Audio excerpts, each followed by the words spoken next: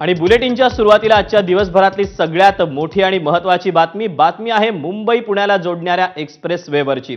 22 तासांपासून एक्सप्रेस वेला ब्रेक लागलेला आहे। काल संध्याकाळी मुंबई पुणे एक्सप्रेस वेवर आडोशी बोगद्याजवळ प्रोपलिन गॅसचा टँकर उलटला आणि मुंबईकडे जाणारी वाहतूक 22 तासांहून अधिक काळ ठप्प झाली।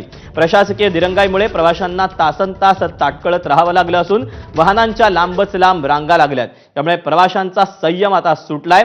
एवढ्या तासाच्या खोळंब्यानंतर प्रशासनाने अवघी एक लेन सुरू केली तरी वाहनांचा ओघ प्रचंड असल्याने सध्या गाड्यांचा वेग हा अतिशय कमी आहे आणि वाहतूक कोंडी ही कायम आहे। या वाहतूक कोंडीचा सर्वाधिक फटका पहाटेच्या दरम्यान प्रवास करणाऱ्या प्रवाशांना बसला। तसंच या वाहतूक कोंडीत काही कॅन्सरग्रस्त रुग्ण आणि इतर गंभीर आजारी रुग्ण अडकल्याचीही माहिती आहे। तासनतास ट्रॅफिकमध्ये अडकलेल्या प्रवाशांना प्रशासनाकडून पिण्याच्या पाण्याची साधी सोय देखील करण्यात आलेली नसून न चुकता टोल नाक्यांवर मात्र टोल वसुली सुरूच आहे आणि निर्ढावलेले टोल कर्मचारी वाहतूक कोंडीची माहिती देत नसल्याने संतापात आणखीनच भर पडत चाललेली आहे। तेव्हा एरवी विहंगम असा दिसणारा हा मुंबई पुणे एक्सप्रेस वे मात्र आज वाहतूक कोंडीमध्ये पुरता जाम झालेला आहे। या एक्सप्रेस वेला ब्रेक लागलेला आहे।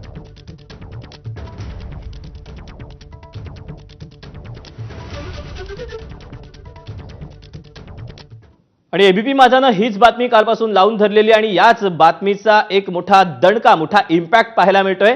सार्वजनिक बांधकाम मंत्री इंद्रनील नाईकांनी टोल वसुली न करण्याच्या सूचना दिलेल्या आहेत।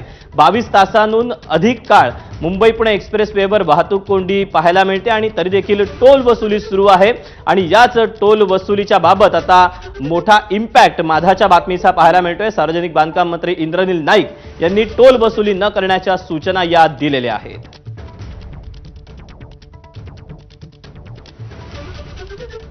जी घटना आज घडलेली आहे मागच्या 21-22 तासापासून ती निश्चितपणे माझं मत आहे की ही चुकीचंच घडलेलं आहे आणि याच्यावर लवकरात लवकर तोडगा काढणं आपल्याला आवश्यक आहे। म्हणून गृह सचिव आणि पीडब्ल्यूडी सचिवशी आम्ही तिथे संपर्कात आहोत आणि त्यांचं म्हणणं आलं की आम्ही यातला लवकरात लवकर मार्ग काढू।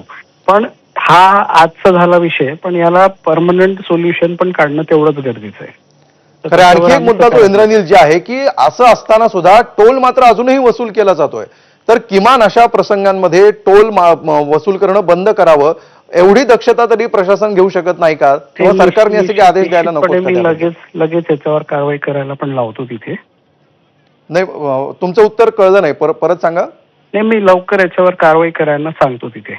म्हणजे आपण